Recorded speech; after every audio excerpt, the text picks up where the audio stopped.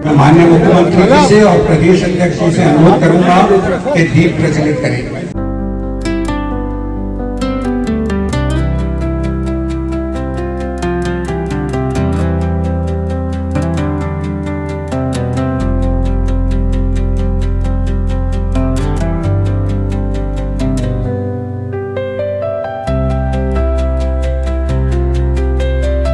Delhi BJP के सभी प्रवक्ता साथियों से निवेदन है कि वह सभी मंच पर आए और मुख्यमंत्री जी के साथ, अध्यक्ष जी के साथ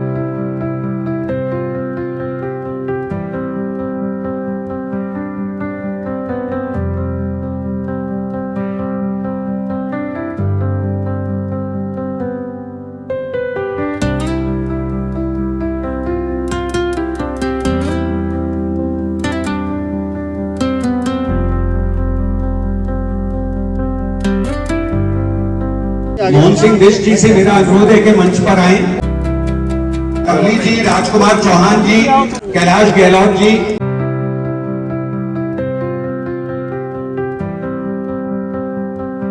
पूर्व विधायक माननीय अनिल वाजपेयी जी भी हमारे साथ हैं, उनका इस कार्यक्रम में बहुत अभिनंदन है। शहजाद पूनावाला जी से मेरा अनुरोध है कि वह भी दीप प्रज्वलित करें।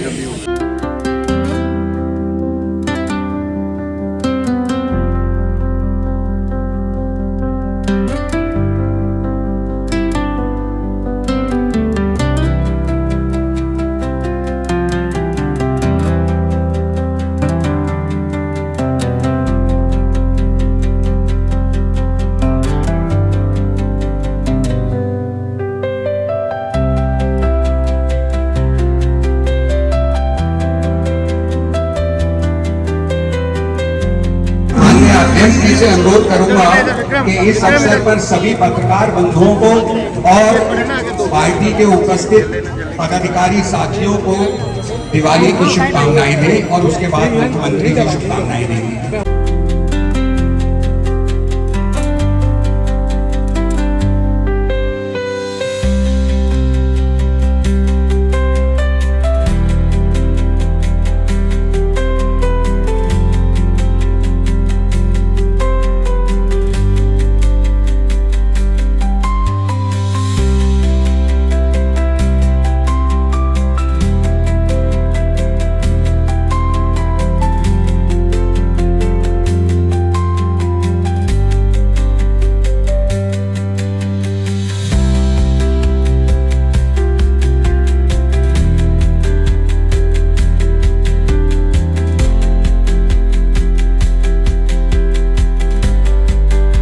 आज के इस दीपावली मंगल मिलन समारोह में हमारे बीच उपस्थित हमारी दिल्ली की मुख्यमंत्री बहन रेखा गुप्ता जी, हमारे सांसद और पूरे भारत में नहीं पूरे विश्व में अपनी वाणी से अपनी प्रतिभा का लोहा मनवाने वाले ऐसे हमारे भाई रामचंद्र त्रिवेदी जी, हमारे बीच हमारे पूर्व प्रदेश अध्यक्ष आदरणीय डॉक्टर हर्षवर्धन जी, आदरणीय विजय गोयल जी, यमुनापुर विकास बोर्ड के चेयरमैन सरदार रविंदर सिंह लवली जी, श्री कैलाश गहलोत जी, हमारे सांसद माननीय योगेंद्र चंदोलिया जी और हमारी सह प्रभारी और राष्ट्रीय मंत्री आदरणीय दीदी अलका गुजर जी और उपस्थित सभी कार्यकर्ता आप सबको मैं दीपावली की शुभकामनाएं देता हूं और साथ साथ विशेष रूप से अपने मुख्यमंत्री जी को बधाई देता हूं।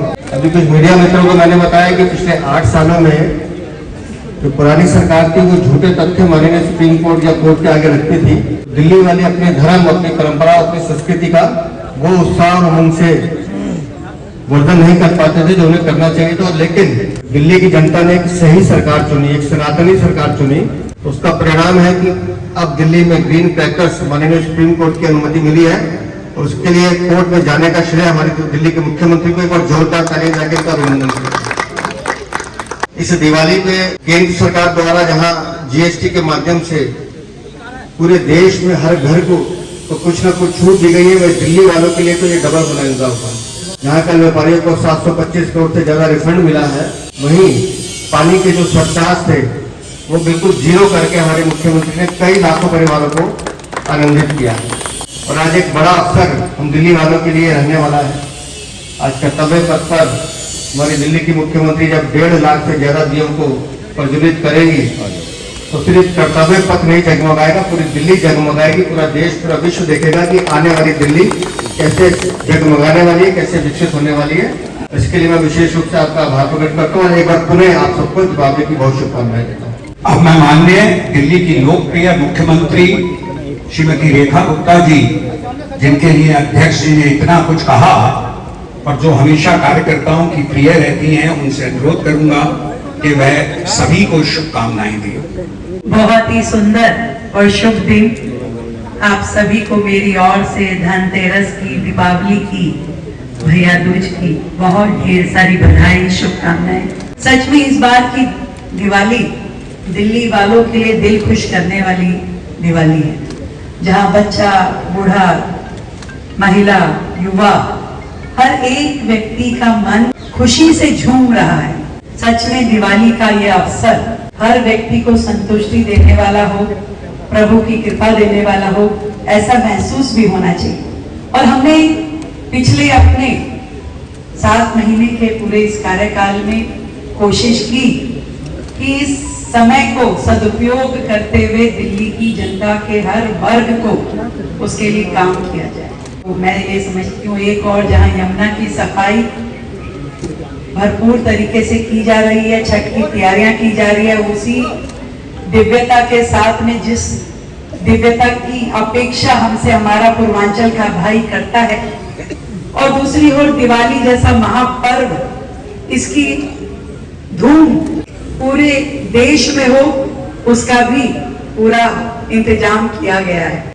तो देश की राजधानी दिल्ली में इस बार कर्तव्य पथ पर जहां लाखों दिए जलाए जाएंगे, हर एक हाथ ज्योति को जलाएगा, दीप प्रज्वलित करेगा और ईश्वर से यही प्रार्थना करेंगे कि दिल्ली हमारी हमेशा गुंजायमान हो, ऊर्जावान हो और प्रकाशवान हो। अपने प्रभु से प्रार्थना के साथ इस बार की दिवाली हम जीएसटी की बचत के साथ, जीएसटी रिफंड के साथ में, और बच्चों के लिए जो ग्रीन क्रैकर की परमिशन मिली उसके साथ, व्यापारियों के लिए जो ईज ऑफ डूइंग बिजनेस हुआ उसके साथ, जो युवाओं के लिए ये क्रिएटिव कैपिटल बन के इवेंट का आयोजन रोजाना होगा, उसके लिए हर वर्ग के लिए और बहनों के लिए तो सुख और समृद्धि है ही। आप सबको मेरी ओर से ढेर सारी बधाई, शुभकामनाएं, और भारतीय जनता पार्टी के कार्यकर्ताओं के लिए विशेष रूप से, जिन्होंने अध्यक्ष जी आपके और हमारी अलका दीदी आप सबके नेतृत्व में 27 साल बाद भारतीय जनता पार्टी की सरकार दिल्ली में बनी, और ये दिवाली दिल्ली वालों की दिवाली। बहुत बहुत धन्यवाद। अलका गुजर जी से अनुरोध करूंगा वे हमें शुभकामनाएं और आशीर्वाद दें, और फिर सबके जिनकी वाणी को सब सुनना चाहते हैं, ऐसे श्री सुधांशु त्रिवेदी जी से अनुरोध करूंगा कि वह हमें आशीर्वाद दें। दिल्ली की लोकप्रिय और जनप्रिय मुख्यमंत्री बहन रेखा गुप्ता जी, प्रदेश के ऊर्जावान अध्यक्ष वीरेंद्र सचदेवा जी और सम्माननीय सुधांशु जी उत्साह और उल्लास लेकर आया है, क्योंकि ट्रिपल इंजन की जो सरकार अब दिल्ली में है, निश्चित रूप से परिवर्तन दिखने लगा है। सनातन को पुनर्स्थापित करने वाली और आम जन में उमंग भरने वाली आम जन की सरकार अब निरंतर दुर्गा पूजा हो, दिवाली हो, छठ पूजा हो, यमुना की सफाई हो, सारी चीजें क्रमशः धीरे धीरे करने लगी हैं और दिखने लगा है कि ये जो सरकार है वो आम जनता को साथ लेकर चलने वाली, आम जनता के लिए काम करने वाली सरकार है, और ये मोदी जी की सरकार है। तो आप सभी को पुनः एक बार बहुत बहुत शुभकामनाएं, और सुधांशु जी को मैं ही इनवाइट कर देती हूँ कि इस शुभ दिन पर हम सबको, अच्छा हर्ष जी भी हमारे बीच में उपस्थित है, सिरसा जी को भी बहुत बहुत शुभकामनाएं। देखिए बहुत आनंद और ऊर्जा का पल है, और इस दीपोत्सव के अवसर पर आदरणीय स्पीकर महोदय भी हमारे बीच में उपस्थित हैं।